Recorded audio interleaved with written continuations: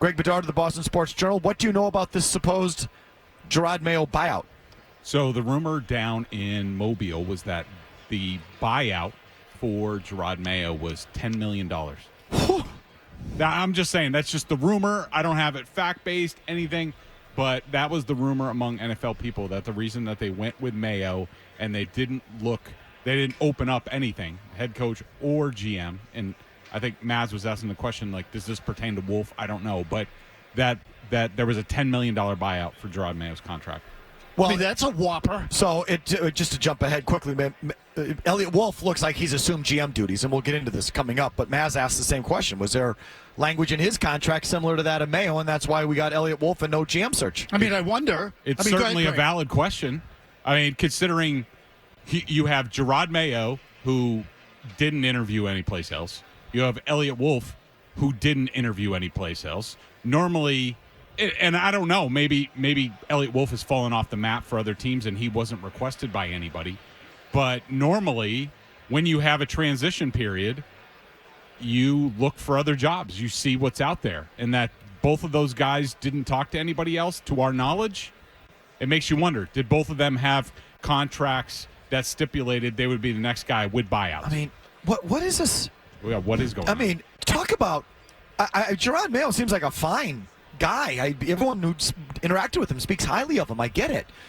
But is this such a can't-miss, hot, rising prospect in the NFL that you've got to promise him the job and give him a $10 million buyout? Like, what am I missing here, Greg? This doesn't add up. It completely perplexes me that they would go this route. That Jerod Mayo, who didn't have a contract offer from anybody to be a head coach, that you would put a let's just call it at least a major buyout clause in his contract. I mean, who were they bidding against? Jesus. I mean, if they were doing this for a player, we would rip them for it.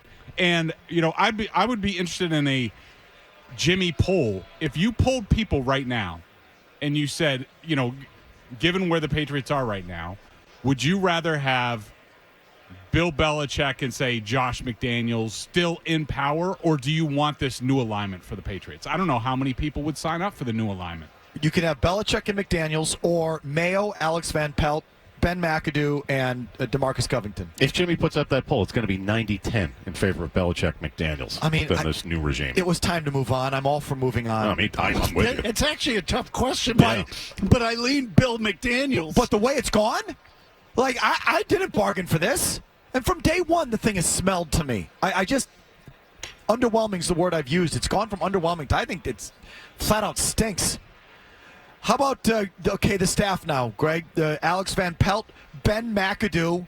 I guess they're going to bring in the quarterback coach who was the tight end coach in Cleveland. It's been reported that Elliot Wolf is basically assuming GM duties and final say over the 53. They've hired, is it Alonzo Highsmith? Yep. Yeah, Yes, from Miami. The running back. The former UM running back who was working with the football department down there. He was also with Elliot Wolf in Green Bay, I guess, for some time. Your thoughts on all of this staffing? Okay, I'm going to separate it into the personnel department and the coaching staff. I love the alignment of the personnel department. I mean, if you could have told me before that, okay, Bill Belichick is going to stay, but Elliot Wolf, Alonzo Highsmith, Pat Stewart, Matt Groh are going to be the personnel department. They're going to make the decisions. Bill's just going to coach the team. I would have signed up for that in 2 seconds. I think the world of Elliot Wolf, these are guys, and Alonzo Highsmith. I talked to John Schneider, the Seahawks GM, earlier in the day about this. And Alonzo Highsmith, after he was let go in Cleveland, they were all let go under John Dorsey. It was Wolf and Alonzo Highsmith were under John Dorsey in Cleveland.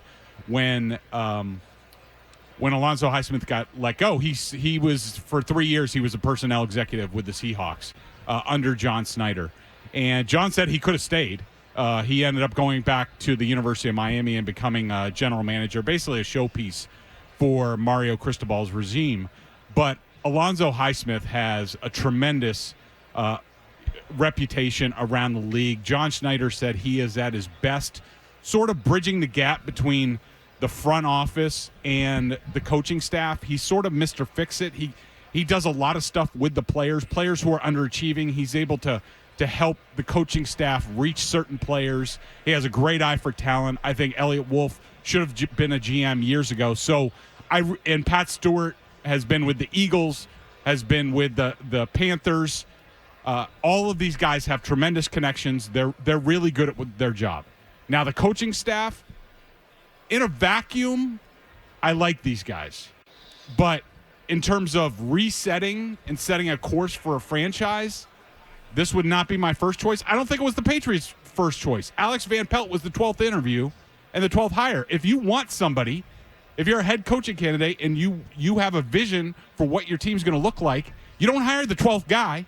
You hire the first or second or third guy you bring in. So the coaching staff is underwhelming if you're Jerod Mayo. What about Ben McAdoo? I like McAdoo. I know you don't. I know, you give in to, you like the narratives, his appearances. I think he's really good at his job. He was really good at his job in Green Bay. He helped turn Eli Manning around when he was offensive coordinator of the Giants. The head coaching stint did not go great. There's no question about that. People rave about his eye for talent. You guys talked about it yesterday. He wanted the Giants to trade up for Mahomes. He ranked Allen and Lamar Jackson 1-2 in the draft in 2018. How do I have a hard time believing that, Greg? Where does that come from? This is all reported at the time. It's not hindsight. It's not right now. It was reported at the time that the Giants were interested in trading up. The Chiefs just had a better offer, a better package for it. And that was at McAdoo's behest. Yeah, McAdoo was out there scouting at the pro day, in charge of the quarterbacks, all that. So why has he not been, for all intents and purposes, gainfully employed for 5 years now, 6 years? I would say he has a strong personality that maybe doesn't rub people, some people the right way. He's a strong personality. Well, if you were in on Patrick Mahomes, I don't care if you're Attila the Hun. I don't care if you're the worst I don't care what you're doing. I want you in my operation to find me the next Patrick Mahomes. If he was in on Mahomes, how's he sitting there with the Schmenzer in his hand for pretty much 5 years? I think it's just timing and guys taking jobs. I mean, when he took the job with the Jaguars, Doug Marrone got fired. He took the job with the Panthers, Matt Rule got fired. I mean, sometimes that happens in any profession where you just pick the wrong job. Okay. You can also say he got fired. They got fired, all of them. Part of those staffs that got fired. I mean, so it's like he got fired. What does it tell you that he's free? And again, this is something I've been asking from day one, but good job by Karen Garesian of Mass Live, who sort of dug it out, that according to sources, that the Carolina Panthers signed him to a 3-year contract in 2022. This is the 3rd year of that contract, and thus he is being paid by the Carolina Panthers. If the Patriots had to pay for him, do you think he'd even be here? I don't know the answer to that question. But I will say this, Mike. I will say this. There's no question. We speculate on this show, Greg. There's no question that all of these guys, like their offensive staff, these are guys who didn't have any other options. We're looking for places to work, and this is sort of like the island of misfit toys on offense. Now, that doesn't preclude it from working, but do you think Jerod Mayo, when he dreamed about being a head coach, was like, oh yeah, I'm going to get Alex Van Pelt as my offense? He probably didn't even know who the hell Alex Van Pelt was before Elliott Wolf presented it to him. With good reason. Yeah. Do you think this all goes back to Mayo, Greg? Absolutely. I think that the Crafts and Mayo have ownership, but I heard you on one of the shows yesterday say that Mayo's been set up to fail. Don't let him off the hook. He wanted this job. He didn't have to take this job. He could have said, I'm not ready for it, like other people like Ben Johnson have said. He wanted this job. He's been trying to get a head coaching job since his 2nd year as an assistant coach with the Patriots, planning stories in the Houston Chronicle right after Billy O'Brien had got let go. He's wanted this job. It's on him. At the end of the day, whether this works, his coaching staff works, his offense works, it's on him.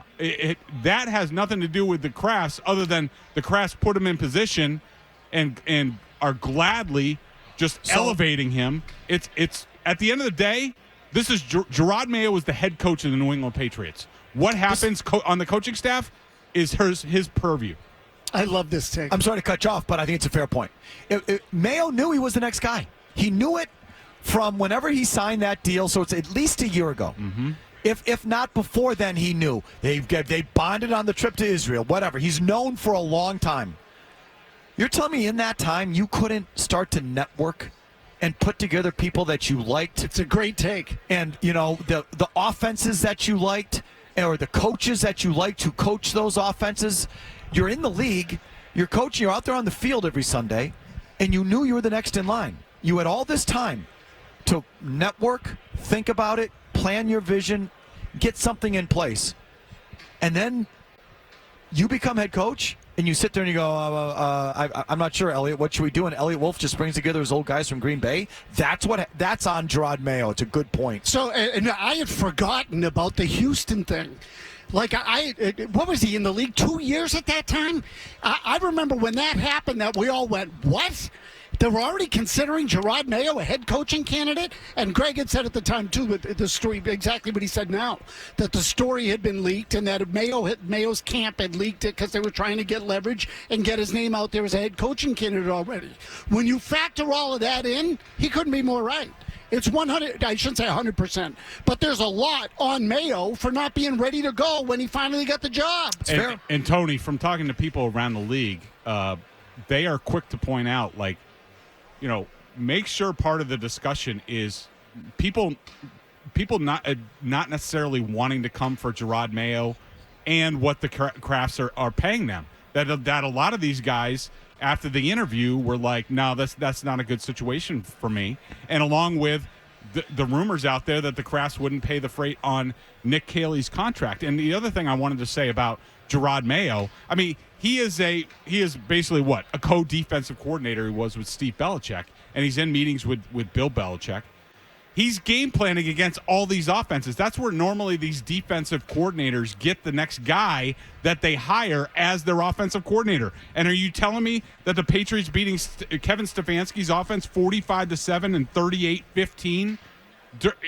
That's when Jerod Mayo said, "Yeah, I want to hire Alex Van Pelt, the guy coordinating that offense." It's bad.